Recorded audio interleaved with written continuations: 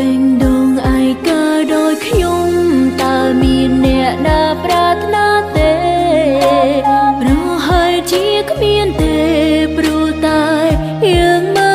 នល្អមិនស័ក្តិសមនឹងអ្នកណាទើបត្រូវស្ពីបេះដូងឯកាចូលប្រហូតមិនរបូតទៅណាហត់នឹងជីវិតខ្លួនឯងគួរឈុំប្រជែងនឹងអ្នកដែលមានស្នេហាមិនដែលខ្លួនទៅតាមវាសនាជួបគូពេលណា